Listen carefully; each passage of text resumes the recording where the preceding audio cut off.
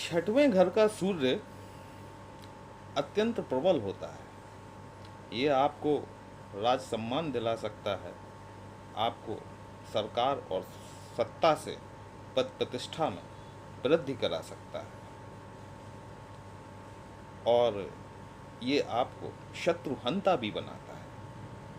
नमस्कार दोस्तों, कैसे हैं आप सभी। मैं आपका ज्योतिष मित्र श्लोक वर्मा आपके अपने चैनल श्री हनुमंत कृपा में आपका हार्दिक स्वागत करता हूं, अभिनंदन करता हूं।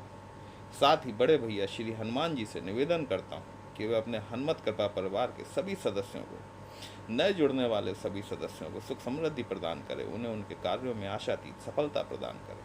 दोस्तों, आज हम बात करने वाले हैं सूर्य के जो कर्क राशि में गोचर हुआ है वो कुंभ राशि पर उसका क्या प्रभाव और परिणाम रहने वाला है इस संदर्भ में। तो चलिए बात करते हैं कि सूर्य जो है वर्तमान परिस्थिति में, देखिए कल 16 जुलाई को सूर्य का ट्रांजिट आपके छठवें भाव में हुआ। छठवां भाव जो होता है वो हमारे रोग, ऋण और शत्रुओं से संबंधित होता है, लेकिन इस भाव को एक तरीके से देखा जाए तो ये कर्म का भी भाव है। और जब सूर्य इस भाव में आता है तो वह प्रबल हो जाता है। यद्यपि सूर्य जो है कर्क राशि में आ रहा है, चंद्रमा के घर में आ रहा है, लेकिन देखा जाए तो ये भाव जो है ये छठवां भाव है। यहाँ पर सूर्यदेव वर्तमान में शुक्र और बुध के साथ में युति करके बैठे हुए हैं और 19 तारीख तक बृहस्पति के नक्षत्र में चलने वाले हैं। 19 जुलाई से लेकर 2 अगस्त तक सूर्यदेव जो हैं ये शनि के नक्षत्र में चलेंगे और 2 अगस्त के बाद फिर ये बुध के नक्षत्र में आ जाएंगे। इसी बीच में 19 तारीख को एक और परिवर्तन होगा। बुधदेव आपके षष्ठम भाव से निकलकर अपने मित्र के सप्तम भाव में पहुंच जाएंगे। आपका जो सप्तम भाव है वो सूर्य की राशि है और अगर भाव की दृष्टि से देखा जाए तो शुक्र का घर है, तो सूर्य भी बुध के मित्र हैं, साथ ही शुक्र देव तो बुध के मित्र हैं ही।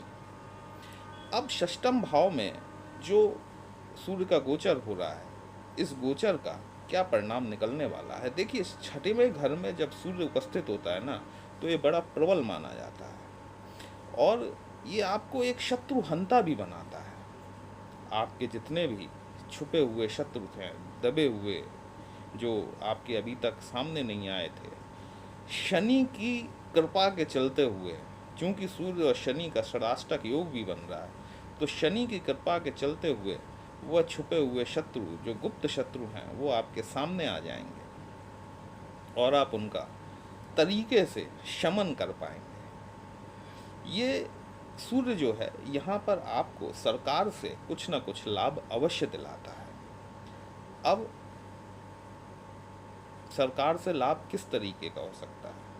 मान लीजिए कि आप गवर्नमेंट रिलेटेड कोई काम करते हैं, आप ठेकेदार हैं, आप गवर्नमेंट से रिलेटेड किसी जॉब में हैं, आप प्रमोशन के वेटिंग लिस्ट में हैं, आपका प्रमोशन नहीं हो पा रहा है, आपकी कहीं पेमेंट फंसी हुई है सरकार की तरफ से, वो पेमेंट आपको रिलीज़ हो जाएगी, आपको आपका जो प्रमोशन ड्यू है वो प्रमोशन इस दौरान मिल जाएगा।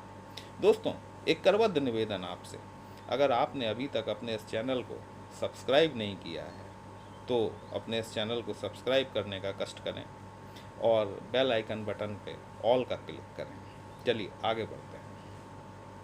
सूर्य की जो सप्तम दृष्टि है, वो सप्तम दृष्टि आपके 12th हाउस पर जा रही है।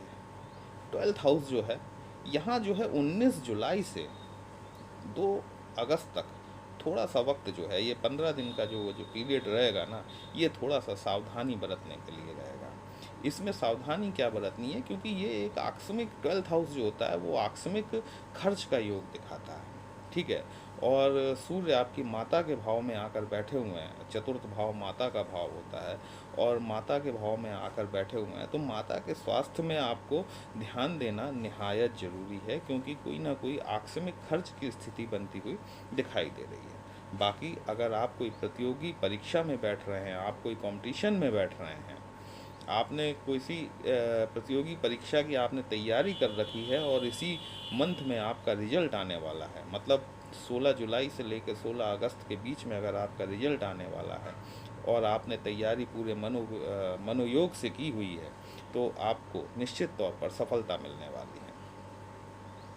अब क्या हो रहा है कि शनि के साथ में षडाष्टक योग है, जिसमें कि गुप्त शत्रु निकल के आएंगे। वहीं राहु के साथ में सूर्य, जैसा कि आपको पता है कि राहु, मैंने पहले भी बताया हुआ है कि राहु सूर्य को ग्रहण लगाते हैं, और यहाँ पर राहु की पंचम दृष्टि जो है वो आपके सूर्य के ऊपर पड़ रही है। तो इसमें थोड़ा सा आपको अपने पिता के स्वास्थ्य का ध्यान रखना चाहिए। पिता के स्वास्थ्य के मतलब कुल मिला के ये है कि माता और पिता के आपको स्वास्थ्य पे ध्यान रखना निहायत आवश्यक है। 19 जुलाई को बुधदेव आपके सप्तम भाव में चले जाएंगे, वहीं सूर्य आपके शनि के नक्षत्र में, मुख्य नक्षत्र में चले जाएंगे। ये जो वक्त रहेगा सूर्य की दृष्टि से, ये आपके लिए सावधानी बरतने वाला है। इसमें आप अपनी तेजस्विता पर थोड़ा सा नियंत्रण रखें। देखिए सूर्य जो है ना, सूर्य हमारी आत्मा का कारक होता है, हमारे तेज का कारक होता है। और कईयों बार क्या होता है कि हमारा तेज इतना, हमारी इतनी ज़्यादा प्रखरता हो जाती है कि आदमी उसे झेल नहीं पाता। तो थोड़ा सा अपने ऊपर नियंत्रण रखें, अपने क्रोध पर, अपनी वाणी पर थोड़ा सा नियंत्रण रखें, और इस गोचर का आप संपूर्ण लाभ उठाएंगे। देखिए यहाँ पे शुक्र बैठकर आपको विपरीत राजयोग भी बना रहे हैं, क्योंकि 6, 8 और 12 भाव का स्वामी जब अपने से 6, 8, 12 में चला जाता है, तो वह कहीं ना कहीं पर एक विपरीत राजयोग का निर्माण करता है। तो ये जो सूर्य और शुक्र की जो युति है, इसमें शुक्र देव पहले से ही आपके विपरीत राजयोग का निर्माण करके बैठे हुए हैं। बुध देव जो हैं वो भी आपके सप्तम भाव में पहुंच रहे हैं, शुक्र के अपने मित्र के घर में पहुंच रहे हैं, है ना। तो आपको इकोनॉमिकल तौर पर, अगर आपका कोई व्यवसाय है, आपके भागीदार हैं, आपका विदेशों से संबंधित कोई व्यापार है, कोई व्यवसाय है, तो आपको धन लाभ होने की संभावनाएं बहुत अच्छी दिखाई पड़ती हैं। आपका व्यवसाय अगर किन्हीं कारणोंवश अगर स्लो चल रहा है, तो उसमें गति आती हुई आपको दिखाई देगी। और जब बुध के नक्षत्र में सूर्य आ जाएंगे, तो आपका व्यवसाय तीव्र गति से दौड़ना शुरू कर देगा। ये जो परिवर्तन है ना, ये आपके लिए अगर देखा जाए तो जिन लोगों की भी सूर्य की दशा चल रही है, या सूर्य की अंतर्दशा या प्रत्यंतर दशा चल रही है, उनके लिए अत्यंत लाभकारी सिद्ध होने वाला है। और आपके गुरुदेव बृहस्पति मंगल के साथ में युति करके चतुर्थ स्थान में ऑलरेडी पहले से ही विराजमान हैं। तो आप ये मान के चलिए कि ये आपका एक गोल्डन पीरियड चल रहा है, और आप अपने प्रयासों में कमी मत आने दीजिए, अपने प्रयासों को तीव्रता दीजिए, उसे गति दीजिए, और इस गोल्डन पीरियड का, इस समय का लाभ उठाइए। ये जो आपके स्टेप्स हैं ना, जो आप इस एक माह के दौरान उठाने वाले हैं, ये स्टेप्स आपको आगे कई महीनों तक आपके अच्छे फलों में बढ़ोतरी करते हुए आपको दिखाई देंगे। दोस्तों, आपको हमारा आज का विश्लेषण कैसा लगा? अगर अच्छा लगा हो तो अपने इस चैनल को लाइक, शेयर, सब्सक्राइब जरूर करें। अगर आप हमसे अपनी पत्रिका का विश्लेषण कराना चाहते हैं तो हमारा व्हाट्सएप नंबर थंबनेल में दिया गया है, आप हमसे कांटेक्ट कर सकते हैं। आपको आपकी समस्या का उचित समाधान करने का प्रयास किया जाएगा।